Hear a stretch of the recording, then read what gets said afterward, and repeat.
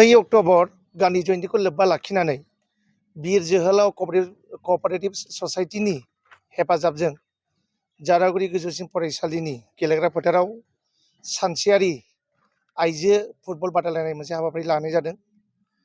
बे फुटबल बादायलायनाय हाबाफारियाव गाहायै मोनब्रै टीमा बाहागो लादों। गिबियावनो दङ एभेलेन्सि क्लाब पाटगाव आरो आलिपुरदुवार जंसन वेस्ट बेंगल आरो साइ क'क्राझार आरो धुपदुरानिफ्राय फुटबल एकाडेमि बे मोनब्रै टीमा बाहागो लागोन आरो जों नैबे चेनेलनि गेजेरजों रायजो राजानाव मोनसे जों खावलायनो सानदों, जाय बिथांमोना फुटबलखौ मोजां मोनग्रा बिथांमोनखौ जोंनि बे खेलायाव लोंहोर लोंहोर फैनानै खेलाखौ मोजां मोनग्रा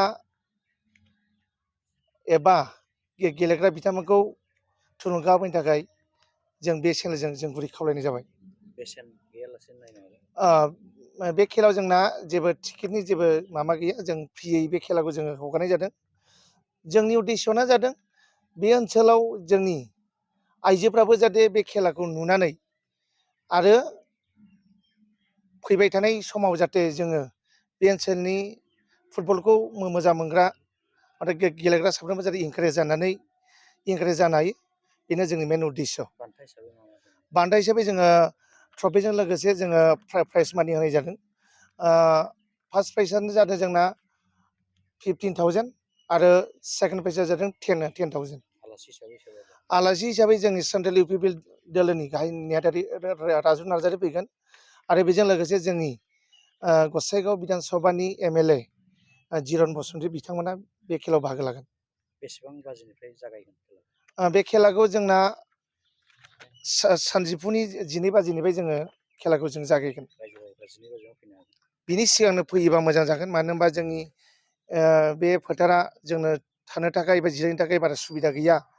बिनिखायनो आं खावलायगोन बे 12 बाजिनि सिगांनो जाहाथे फैनानै गावबागाव जायगायाव लाफैयो, बेनिखायनो गुरै खावलायनाय जाबाय। আমি 2 অক্টোবৰ গান্ধী জয়ন্তী হিচাপে এদিনীয়া 4টা দলৰ নকআউট ফুটবল টুৰ্ণামেণ্টৰ আয়োজন কৰিছোঁ। এই টুৰ্ণামেণ্টত অংশগ্ৰহণ কৰিব এভিলেন্সি club Patgaon, Vivekananda club Alipurduar, sports authority of India Kokrajhar, football academy Dhupdhara Goalpara মহিলা টিমৰ ফুটবল খেল।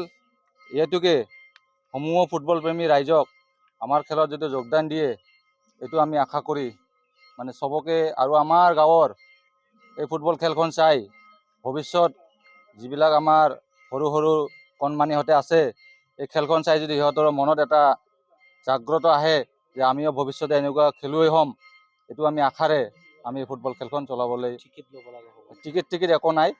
আমি মানে এইটো আমাৰ নেক্সট জেনেৰেশ্যনবিলাকে যদি এই খেলখন চাই মানে সিহঁতে যদি মনত এটা জাগ্ৰত আগ্ৰহ আহে যে আমিও যদি তেনেধৰণৰ খেলুৱৈ হ'ব পাৰোঁ, এইটো মানে চিন্তা কৰি আমি খেলখন মানে চলাই আছোঁ। কিমান বজাৰ পৰা ষ্টাৰ্ট হ'ব? এই খেলখন ঠিক ৰাতিপুৱা 12টা বজাৰ পৰা আমি আৰম্ভ কৰিম। তাৰমানে 12টা বজাৰ পৰা আৰম্ভ হ'ব আৰু খেলখন। 12টাতে আহিব পাৰে? 12টাৰ আগতে আহিব পাৰে ৰাইজৰ পৰা। 12টাৰ আগত আহিলে ভাল হ'ব ৰাইজে।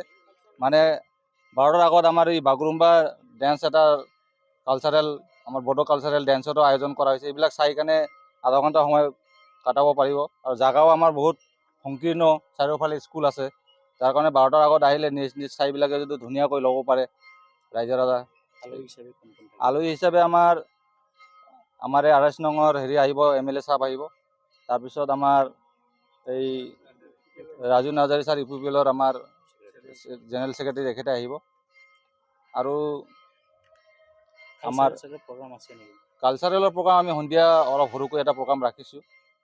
মানে বাহিৰৰ কোনো তেনেকুৱা আৰ্টিষ্ট ব্যৱস্থা কৰা নাই, লোকেলিটি লৈ গসাইগাঁও কোকৰাঝাৰ এইখিনি লৈ আমি এটা সৰু সুৰা কালচাৰেল প্ৰগ্ৰাম ৰাখিছোঁ।